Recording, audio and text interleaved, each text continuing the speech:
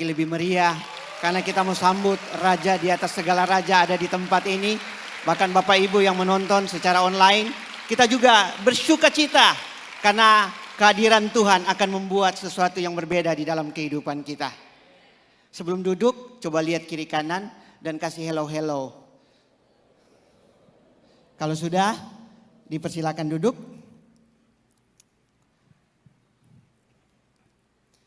Puji Tuhan. Sebelum saya akan sharing firman Tuhan pada pagi hari ini, saya cuma meminta Bapak Ibu untuk dukung saya karena sudah cukup lama melihat orang yang banyak agak grogi. Jadi Bapak Ibu jangan pelototin saya ya. Kalau ada yang cocok dengan firman, kita katakan yes, kita kasih tanda-tanda kehidupan. Oke? Siap ya? Janji ya? Oke. Sebelum kita mendengarkan firman Tuhan, mari kita berdoa. Terima kasih Tuhan untuk pagi ini. Kami sangat bersyukur karena kami bisa merasakan kebaikan Tuhan yang Tuhan terus nyatakan di dalam kehidupan kami. Urapi hamba-Mu, bahkan saat ini seluruh jemaat yang mengikuti secara onsite, bahkan yang mengikuti secara online. Biar Engkau yang mengurapi kami semua. Sehingga tanah hati kami boleh buka dengan lebar-lebar supaya benih firman itu tertanam, bertumbuh dan akan menghasilkan buah di dalam kehidupan kami. Bicara buat kami semua dan kami serahkan waktu ini ke dalam tangan Tuhan dan biar Roh Kudus yang terus menuntun, mengarahkan kami supaya kami dapat benar-benar dikuatkan, diteguhkan, bahkan kami menjadi orang-orang yang dapat diandalkan. Terima kasih Tuhan, hamba serahkan waktu ini di dalam nama Tuhan Yesus. Amin. Oke, selamat hari Minggu Bapak Ibu yang ada di onsite bahkan yang ada di online. Hari ini kita GBI Gilgal 1 tahun ini terus berbicara tentang iman. Di awal tahun gembala kita sudah berbicara mengenai komponen iman, sudah berbicara aspek iman, bahkan sudah berbicara tentang pentingnya iman, bahkan doa dan iman dan lain sebagainya. Ini semua akan membawa kita untuk mengalami pertumbuhan di dalam kehidupan kekristenan kita. Dan ayat yang selalu menjadi dasar kita tahu bersama di dalam Ibrani 11 ayat 1 bahwa iman adalah dasar dari segala sesuatu yang kita lihat, yang kita harapkan dan bukti dari segala sesuatu yang tidak kita lihat. Dan hari ini saya akan sharing buat kita semua. Saya percaya Bapak Ibu kalau senang dengan judul, saya kasih judul kedewasaan iman. Saya yakin bahwa semua kita merindukan, kalau kita sebagai suami kita merindukan pasangan kita dewasa. Kita sebagai istri merindukan suami kita dewasa. Bahkan kalau kita pun akan melakukan hubungan dengan orang lain, pasti kita mau orang itu dewasa. Betul apa iya? Oke. Karena kehidupan kita, pertumbuhan atau kehidupan umat manusia itu, bertambah usia itu belum menjamin dia menjadi dewasa. Tetapi untuk sebuah kedewasaan itu adalah pilihan. Bagaimana dengan kedewasaan iman kita? Karena kedewasaan iman itu tidak ditentukan berapa lama kita menjadi orang Kristen. Kedewasaan iman itu tidak ditentukan berapa atau jabatan apa yang kita pegang di dalam gereja.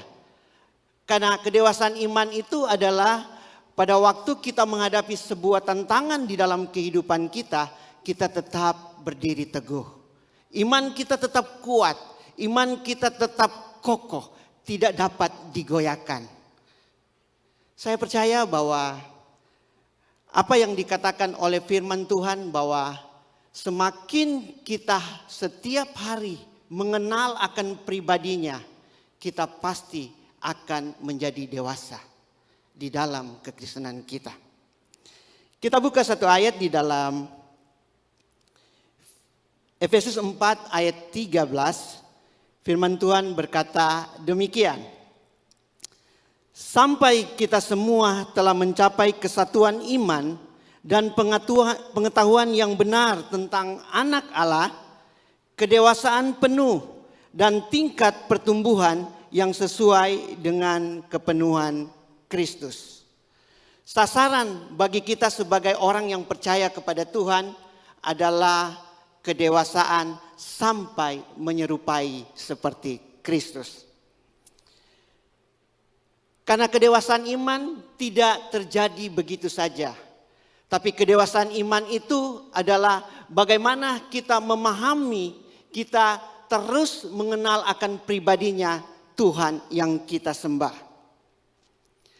Pagi ini saya akan sharingkan, saya akan dua hal yang akan membuat supaya iman kita menjadi dewasa.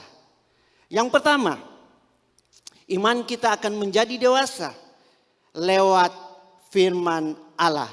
Sama-sama katakan firman Allah.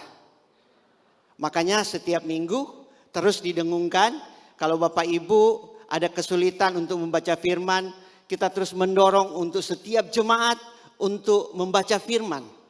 Saya mengikuti beberapa grup dari WA yang ada. Mereka kasih jempol, mereka kasih trompet, mereka kasih hadiah, mereka kasih sesuatu bagi mereka yang sudah baca firman setiap hari. Ada beberapa grup yang saya lihat sampai 6 yang mereka kasih kasih hadiah buat mereka yang sudah membaca firman-Nya. Ini untuk supaya kita menjadi dewasa di dalam iman kita. Karena kenapa lewat firman? Karena di dalam 2 Timotius 3 ayat 16 firman Tuhan berkata demikian. Segala tulisan yang diilhamkan Allah memang bermanfaat untuk mengajar, untuk menyatakan kesalahan, untuk memperbaiki kelakuan, dan untuk mendidik orang di dalam kebenaran. Firman Tuhan itu sungguh luar biasa. Di dalam kehidupan kita setiap hari, Dia akan menuntun, Dia akan menginsafkan kita pada waktu kita melakukan kesalahan-kesalahan di dalam kehidupan kita.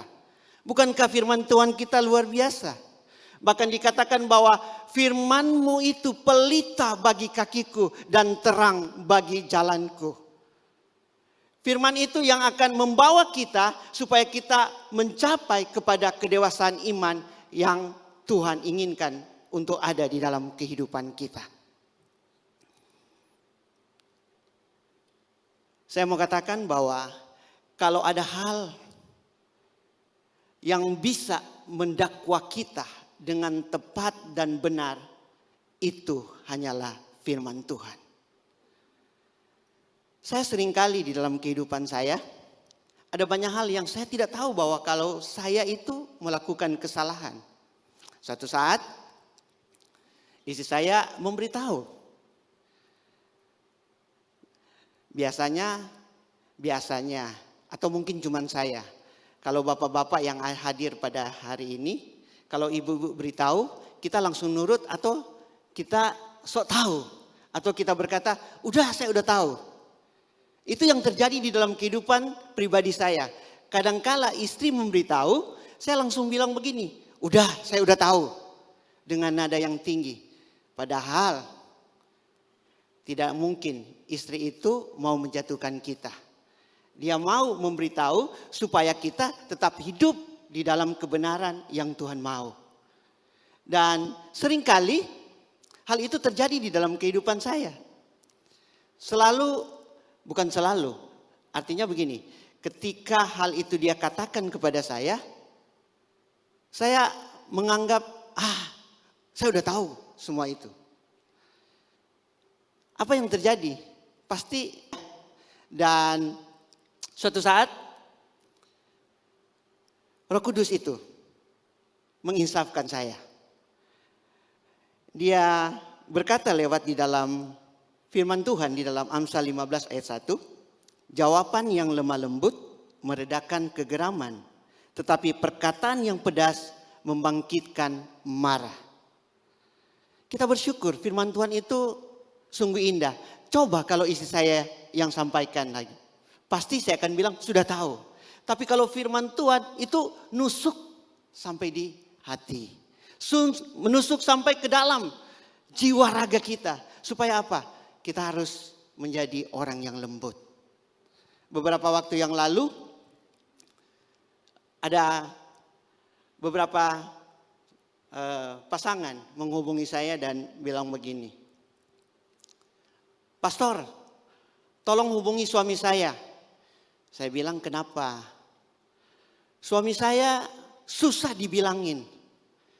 Saya bilang begini, tenang, tenang. Karena saya tahu bahwa cuma firman Tuhan yang akan menolong.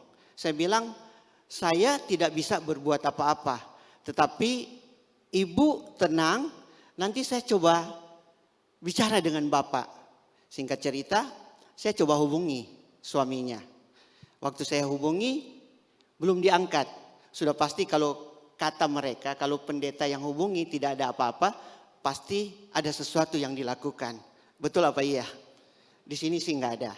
Ini saya cerita Jumat yang lain, bukan di tempat ini. Dan waktu saya menghubungi akan bapak ini, saya bilang, bagaimana keadaanmu? Bagaimana kabarmu? Dia bilang baik. Baru saya bilang, saya dengar dari istri ada sedikit masalah ya. Baru dia cerita semua. Apa yang saya katakan? Saya cuma bilang begini, coba baca lagi firman Tuhan. Coba buka lagi firman Tuhan. Karena apa yang kita lakukan, kalau tidak sesuai dengan firman Tuhan, ayolah kita sama-sama berubah. Dan puji Tuhan dia bilang begini, ini jadi adem pastor. Karena pastor bilang baca firman. Dia bilang itu mungkin saya sudah baca tapi ini diingatkan kembali. Begitupun di dalam kehidupan kita. Saya selalu katakan bahwa cuma firman yang bisa merubah kita. Suami tidak bisa merubah istrimu. Istrimu tidak bisa merubah suamimu. Bahkan orang tua tidak bisa berubah anak-anak. Bahkan anak-anak pun tidak bisa merubah orang tua. Tetapi cuma firman Tuhan yang bisa merubah kita. Kalau setuju, saya kira kurang. Karena orang banyak seperti ini, kalau cuma tepuk tangan seperti ini, ini baru jemaat Gilgal. Karena kelemahan kita setiap umat manusia adalah kita menganggap kita sudah benar. Firman Tuhan sangat jujur. Firman Tuhan sangat tulus. Untuk apa? Untuk memperbaiki, untuk menegur, untuk menginsafkan apa yang kita lakukan. Supaya apa? Ketika kita melangkah di dalam kehidupan ini, kita akan terus berjalan sampai kepada kedewasaan iman itu sendiri.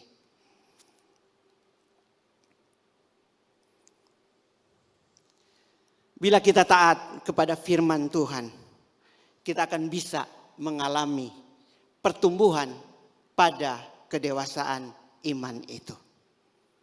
Jadi poin yang pertama, kita akan bertumbuh di dalam iman kita lewat firman Tuhan.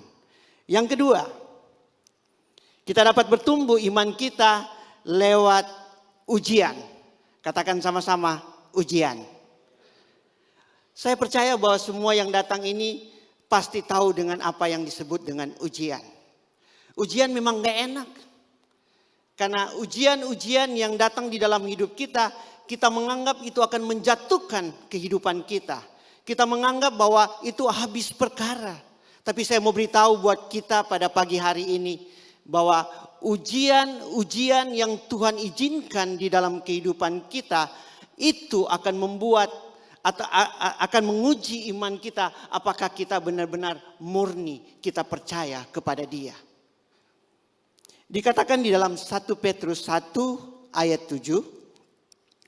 Maksud semuanya itu ialah untuk membuktikan kemurnian imanmu. Yang jauh lebih tinggi nilainya daripada emas yang fana. Yang diuji kemurniannya dengan api. Sehingga kamu memperoleh puji-pujian dan kemuliaan dan kehormatan pada hari Yesus Kristus menyatakan dirinya. Setiap ujian yang datang di dalam kehidupan kita, jangan dulu kita tolak. Jangan dulu, kok kenapa ini terjadi di dalam kehidupan kita? Kenapa ini harus ada di dalam kehidupan kita? Tetapi biar kita tenang, kita ambil waktu, kita bertanya, Tuhan mau apa dengan masalah ini? Tuhan mau apa dengan kehidupan saya lewat ujian ini? Karena saya percaya ketika Tuhan memberikan ujian di dalam kehidupan kita, Dia tidak pernah akan membiarkan kita. Dia tetap ada bersama-sama dengan kita. Dia selalu akan menolong kita. Karena waktu kita ada di dalam ujian-ujian di dalam kehidupan kita, kita tetap ingat bahwa Tuhan tetap pegang kendali di dalam kehidupan kita. Tuhan tetap akan menolong kita. Saya percaya bahwa kita yang datang pagi ini dengan segala persoalan yang kita miliki. Ingat firman Tuhan berkata, marilah kepadaku, hai kamu yang letih lesu dan berbeban berat. Aku akan memberikan kelegaan kepadamu. Bahkan dia berkata, waktu kita menghadapi ujian dan kita sudah tidak sanggup lagi. Firman Tuhan berkata, segala perkara dapat kutanggung di dalam Dia yang memberikan kekuatan kepada kita. Tidak ada ujian yang tidak bisa kita lewati. Asalkan kita mau bersama-sama dengan Dia. Dan ujian itu tidak memilih-milih orang. Kepada semua orang Dia bisa datang. Bukan cuma kepada jemaat. Termasuk kepada pendeta juga. Kepada pastor juga. Saya mau cerita. Saya mau kasih kesaksian. Kita tahu bersama. 2021 bulan Juli Agustus itu deltanya lagi tinggi-tinggi, COVID-19. Dan kita mendengar kabar sana sini yang sungguh menggemparkan. Dulu kita tahu bahwa cuma orang-orang yang tidak kita kenal yang mengalami. Tapi di saat itu saya dan keluarga juga mengalami akan hal itu. Bahkan ada orang-orang yang kehilangan, orang-orang yang mereka kasihi. Ada orang-orang yang mereka belum bisa terima. Kok kenapa harus terjadi? Tapi apa yang kita alami pada waktu itu. Jadi istri saya ini prokesnya luar biasa.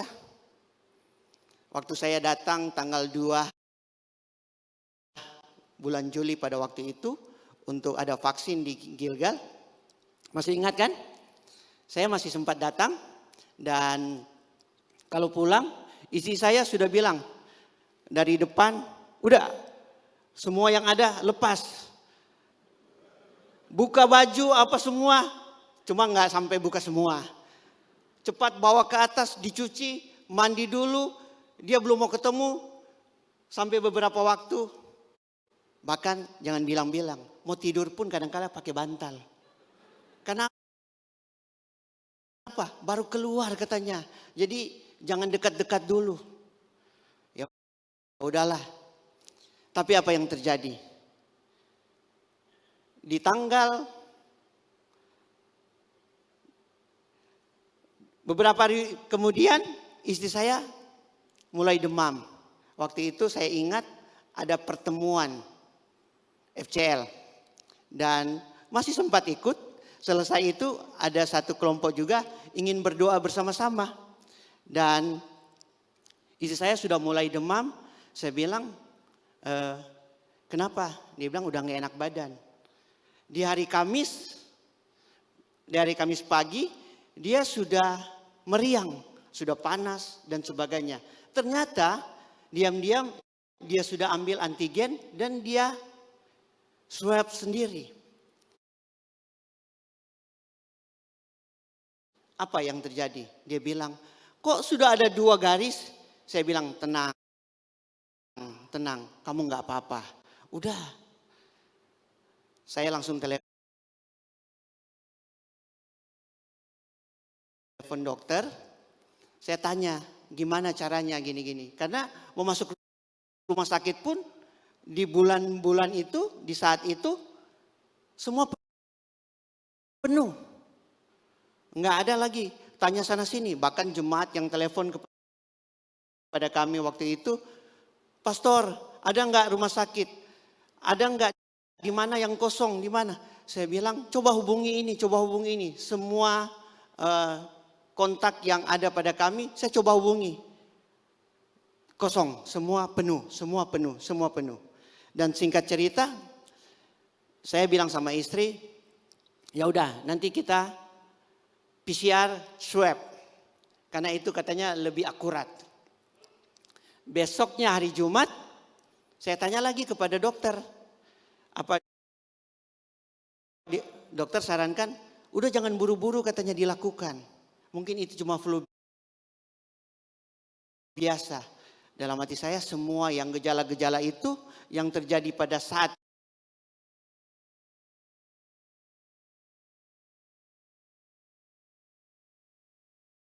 itu persis dengan COVID Delta. Dan singkat cerita, ada teman saya, dia bilang begini, udah nggak usah tunggu besok lagi, segera lakukan supaya kalau hasilnya sudah ada, cepat ditindaki supaya cepat tertolong dengan baik. Singkat cerita, kami lakukan dan hari Sabtu hasilnya apa? Puji Tuhan, positif. Dulu kalau kita dengar positif, orang senang ya. Kenapa? Positif hamil, ya kan? Yang lagi merindukan untuk punya keturunan. Tapi apa yang terjadi? Dan saya katakan sama teman saya ini, dia bilang begini, cepat bawa ke dokter ini. Udah, tunjukin aja hasilnya. Saya pergi ke satu orang dokter dan dia tanya sakit apa? Saya langsung kasih buktinya. Antara dua, dia mau terima dan dia mau tolak. Tapi apa daya? Saya bilang, "Dok, tolonglah dok." Ya kan? Dan akhirnya dia bilang, dia tengok dulu terdiam. Dia juga was-was kan? Mau terima atau tidak. Tapi akhirnya dia bikin, kamu cek ini, cek ini, cek ini. Dan puji Tuhan, di saat itu hasil saya negatif. Dia mungkin saya nggak bisa terima. Kok kamu yang keluar-keluar, saya yang kena. Jadi maksud dia, lu aja yang kena, jangan saya. Itu maksudnya. Tapi saya bilang begini, virus itu kita nggak bisa cegah. Iya kan? Orang-orang ada banyak yang sudah nggak keluar, sudah nggak pergi, sudah pakai masker berlapis-lapis, sudah pakai alat-alat dan sebagainya. Bahkan teman saya yang saya tahu, rumah sakit pun dia bisa beli. Dia sudah pakai segala cara dan sebagainya. Orang tuanya meninggal juga. Dan singkat cerita, apa yang dialami oleh istri saya bawa ke dokter dan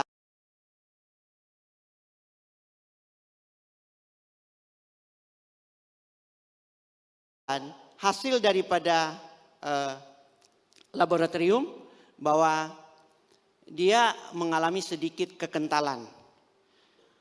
Bagaimana dengan saya? Saya belum. Nanti dokter bilang mungkin 4-5 hari kamu cek juga. Dan hari pertama kita lewati, saya tetap bilang ke dia, ke istri saya, tetap bilang Tuhan baik. Tetap bilang Tuhan baik. Bahkan ada FCL pada waktu itu menghubungi kami dan dia berkata begini, doakan pastor, doakan kami. Ada enggak obat ini? Ada enggak obat ini? Ya udah, kita bantu dengan apa yang bisa kita bantu. Kita hubungkan, kita cari obatnya dan sebagainya. Dan mereka di akhir kadang-kala bertanya begini, pastor baik-baik kan?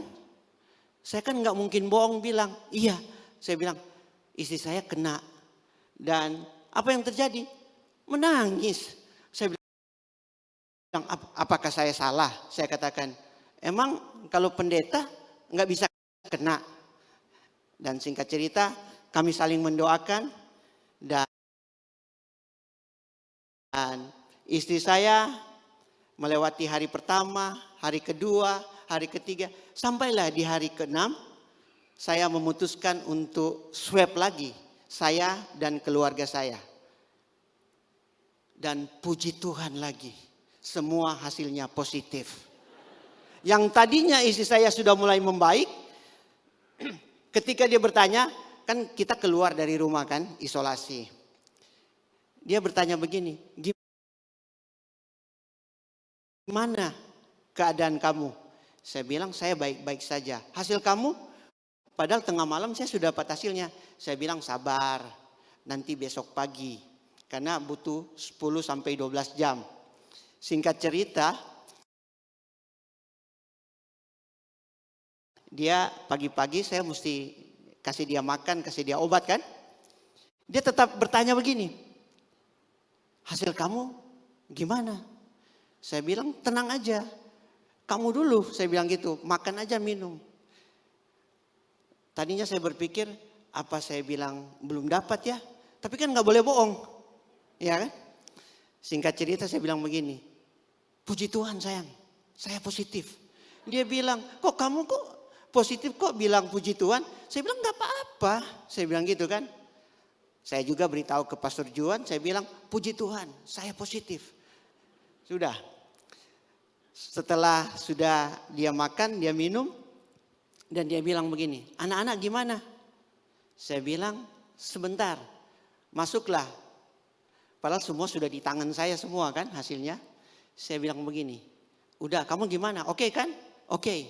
Ya udah, kalau sudah lewat 7-8 hari udah oke kan? Saya langsung cerita ke dia bahwa seluruh yang ada di rumah positif. Apa yang terjadi? Dia kan lagi di dalam, saya di luar. Udah gak ada suara. Saya hitung. Kalau saya hitung sampai 10, dia nggak ada nyaut, saya mesti buka pintu dan saya harus masuk. Kan udah positif juga kan? Singkat cerita, benar nggak ada suara lagi. Saya langsung buka pintu, saya lihat dia sudah duduk dan dia sudah kayak nggak mau bicara dan sebagainya, udah mulai drop. Saya bilang nggak bisa begini, saya bilang ayo diri, kamu harus semangat, saya bilang gitu. Saya bilang nggak apa-apa kita positif. Berarti ada maksud Tuhan yang Tuhan mau nyatakan di dalam kehidupan kita. Bukankah kita seringkali berkata bahwa kita mau lihat mujizat kesembuhan. Bagaimana kita mau lihat mujizat kesembuhan kalau kita tidak pernah mengalami sakit. Dan puji Tuhan, waktu saya katakan seperti itu dia bilang, jadi kita gimana? Saya bilang udah tenang aja. Kita pulang, kita akan sama-sama dengan anak-anak. Karena semua sudah positif. Tapi saya bilang kita nggak akan dekat-dekat. Jaga juga kan. Dan setelah pulang dari dokter kita langsung pulang ke rumah. Kita pulang ke rumah dan dokter bilang begini sama istri saya. Kamu punya kekentalan ini harus dirawat. Kalau enggak ini akan berakibat yang tidak baik. Singkat cerita masih oke pulang ke rumah. Pas besok pagi saya kan sudah positif. Walaupun dokter bilang itu gejalanya ringan. Tapi di paru-paru saya sudah ada bercak-bercak putih.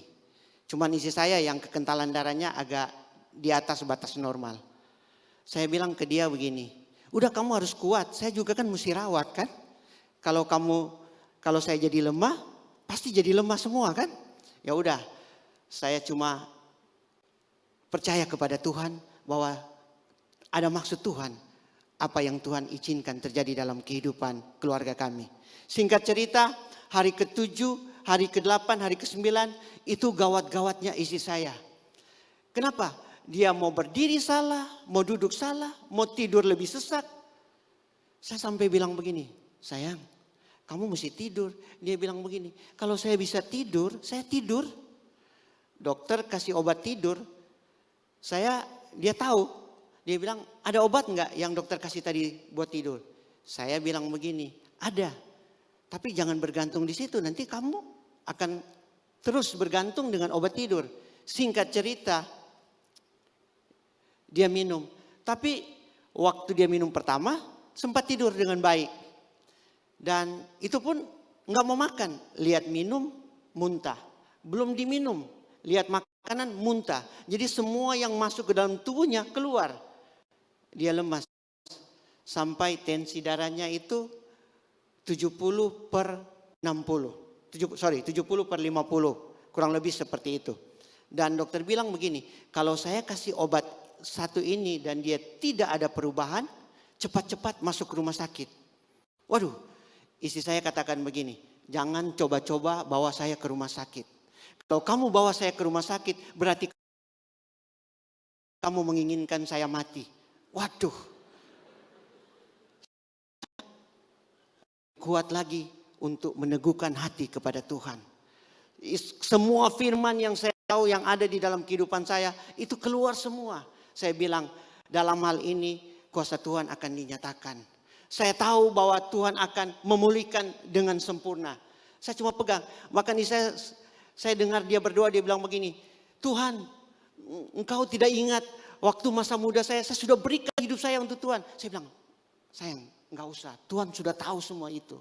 Tuhan tahu apa yang engkau sudah buat, apa yang kita lakukan dengan Tuhan. Enggak perlu lagi kita beritahu kepada Tuhan.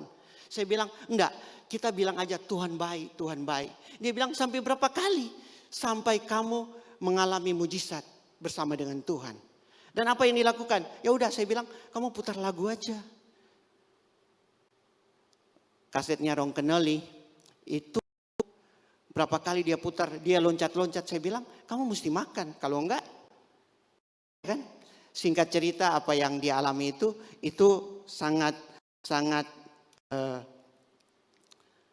membuat saya down. Disitulah saya tahu bahwa Tuhan mau melakukan sesuatu di dalam kehidupan saya. Dan puji Tuhan, kami semua seisi keluarga melihat pertolongan Tuhan. Lewat ujian itu Tuhan menyatakan bahwa dia Tuhan yang menyembuhkan. Tuhan yang memberikan mujizat. Apa akibat daripada kita memiliki kedewasaan iman? Akibat daripada kita memiliki kedewasaan iman, yang pertama, kita tidak mudah berdaya. Kita diperdaya oleh apa? Kita diperdaya oleh iblis. Kita diperdaya oleh dunia.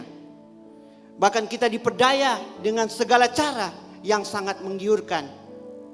Tapi kalau kita memiliki kedewasaan, kita tidak mudah diperdaya.